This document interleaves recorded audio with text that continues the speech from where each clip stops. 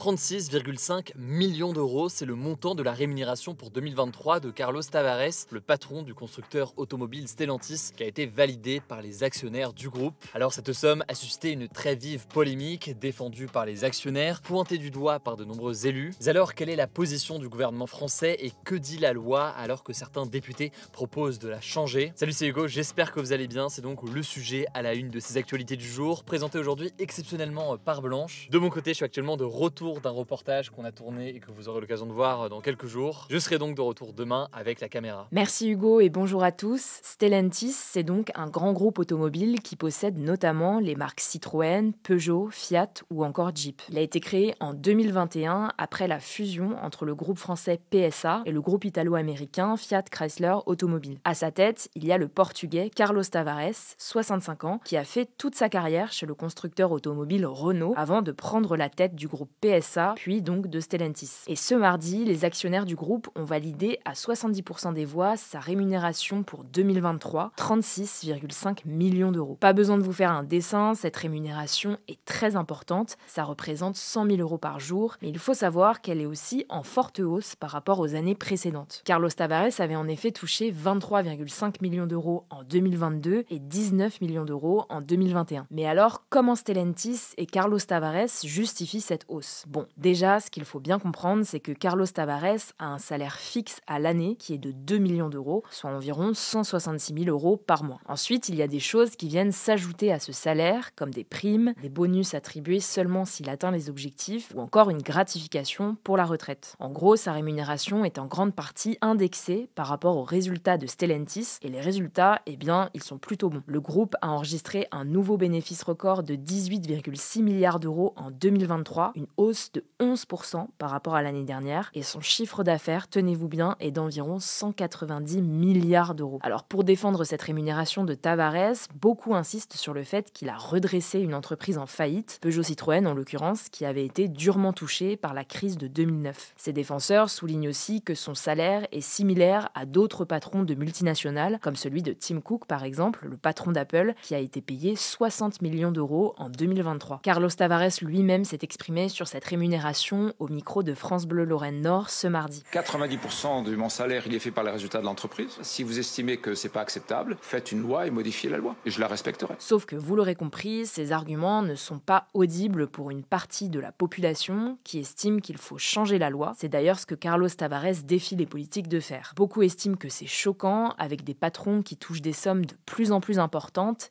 et en bas, des salaires qui ne paient pas suffisamment, encore plus depuis l'inflation et la baisse du pouvoir d'achat. Peu de temps après cette déclaration de Carlos Tavares, Boris Vallaud, le président du groupe socialiste à l'Assemblée nationale, a annoncé sur son compte X qu'il comptait redéposer une proposition de loi datant de 2020 qui vise à limiter les écarts de revenus dans les entreprises. Même chose du côté de la France insoumise qui souhaite fixer un salaire maximum dans les entreprises en limitant les écarts de rémunération de 1 à 20. L'idée, c'est donc que le mieux payé de l'entreprise ne peut pas gagner plus de 20 fois ce que gagne le moins bien payé. Et donc si on reprend l'exemple de la rémunération de Tavares pour 2023, si on estime que le salaire le plus bas chez Stellantis se situe aux alentours de 1 600 euros net par mois, alors avec cette proposition de loi, Carlos Tavares ne toucherait entre guillemets que 32 000 euros net par mois, soit 384 000 euros par an. C'est 100 fois moins que la rémunération qui a été validée par les actionnaires ce lundi. Cependant, c'est important de le préciser, Stellantis est une société soumise au droit néerlandais, ce qui veut dire que même si une loi a été adoptée à l'Assemblée nationale, bien Stellantis n'y serait pas soumise. Alors tout cela évidemment fait débat, et qu'en pense le gouvernement? Eh bien Emmanuel Macron s'est toujours montré assez hostile à l'idée d'encadrer les salaires des patrons, mais en 2022, à l'occasion justement de l'annonce de la rémunération de 19 millions d'euros de Carlos Tavares, il avait jugé que ce salaire était, je cite, choquant et excessif, et avait évoqué sa volonté de se battre au niveau européen, donc pour aboutir à un plafonnement de ces rémunérations importantes. Par ailleurs, il avait suggéré de verser plus d'argent aux salariés par de la participation, donc le fait que les salariés touchent une partie des résultats de l'entreprise en plus de leur salaire, ou par exemple par une prime pouvoir d'achat. En gros, c'est une prime qui permet à l'employeur de ne pas avoir de charges et aux salariés de ne pas être imposés sur cet argent. Maintenant, la question c'est de savoir si c'est faisable, à l'échelle française bien sûr, mais aussi européenne et internationale. En 2012, l'ancien président François Hollande avait envisagé d'encadrer la rémunération des patrons des groupes groupes privés, mais le gouvernement avait finalement fait marche arrière et s'était contenté d'encadrer les rémunérations des patrons d'entreprises publiques, 450 000 € maximum par an. Alors quelles sont les autres solutions ? Eh bien le ministre de l'économie, Bruno Le Maire, propose lui une taxe mondiale sur les plus riches. Il estime que ça concernerait quelques centaines de personnes en France. Concrètement, il veut que les États mettent en place un taux d'imposition minimum pour les bénéfices des personnes les plus fortunées, indépendamment de leur localisation. Le gouvernement brésilien porte également cette idée, d'ailleurs ils en ont parlé lors d'une réunion du G20 ce mercredi. Alors on ne sait pas exactement comment ça va être mis en place, mais l'économiste français Gabriel Zucman défend par exemple une taxe de 2% annuelle sur le patrimoine des 3000 personnes les plus riches du monde. Une taxe comme celle-ci rapporterait près de 250 milliards de dollars, selon un rapport publié ce mardi par l'ONG Global Citizen. Mais avec cette proposition donc, il y a surtout un objectif d'éviter le déplacement artificiel d'entreprises vers des pays à faible imposition et il n'y a pas d'objectif de réduction des différences de salaire au sein des entreprises. D'ailleurs, le gouvernement d'Emmanuel Macron n'a jamais vraiment été favorable à l'encadrement des salaires proposés par la gauche. Vous l'aurez compris, il y a donc deux sujets. D'un côté, l'encadrement des grands patrons et de l'autre, la taxation des plus riches. Bruno Le Maire est plutôt favorable à une taxation des plus riches. Il aimerait une proposition d'ici 2027. Voilà pour ce sujet. Je vous mets des liens en description si vous voulez creuser et je vous laisse avec Léa pour les actualités en bref. Merci Blanche et bonjour à tous. On commence avec cette actu.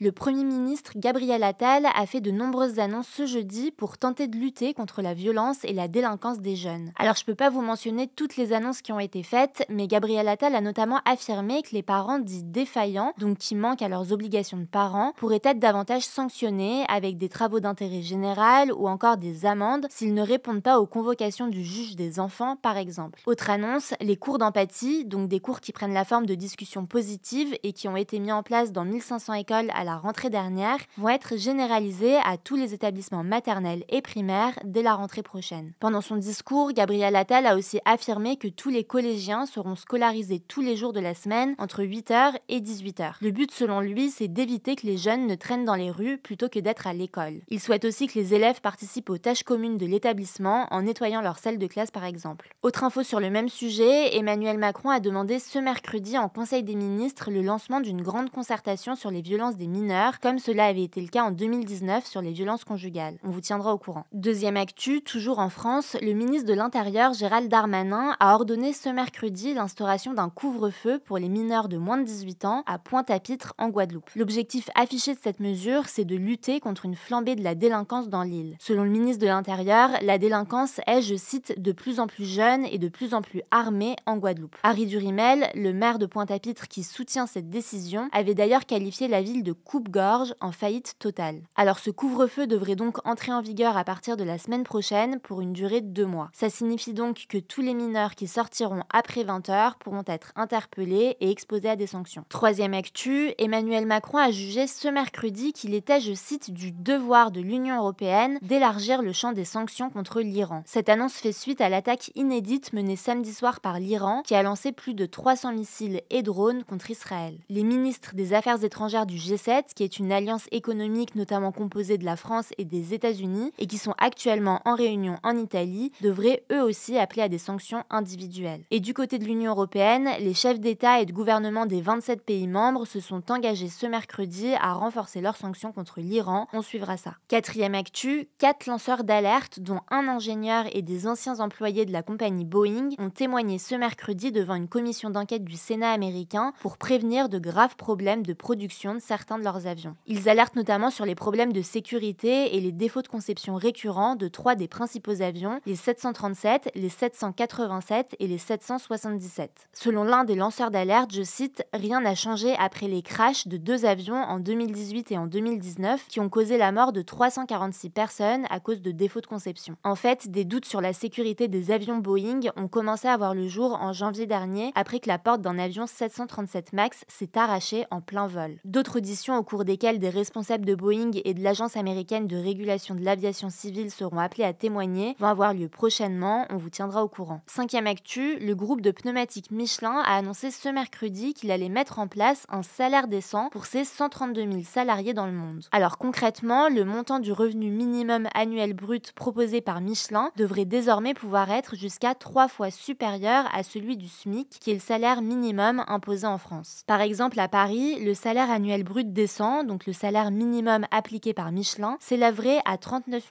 638 € et à Clermont-Ferrand, il s'établirait à 25 356 € contre 21 203 € pour le SMIC annuel en France. Selon le groupe, ce salaire décent a pour but de subvenir aux besoins essentiels des salariés et de leurs familles, mais aussi de constituer une épargne de précaution et d'acquérir des biens de consommation. Et on finit avec cette actu, le studio d'animation japonais Ghibli va recevoir une palme d'or d'honneur à Cannes, a annoncé ce mercredi le festival dans un communiqué. Le studio Ghibli est notamment connu pour avoir produit la plupart des films de Hayao Miyazaki, comme Le Voyage de Chihiro ou encore Mon voisin Totoro. C'est la première fois que la palme d'or d'honneur est un prix collectif destiné à une institution et non pas à une personne. À noter qu'une autre palme d'or d'honneur sera aussi attribuée au scénariste, producteur et réalisateur américain George Lucas qui a créé la franchise Star Wars.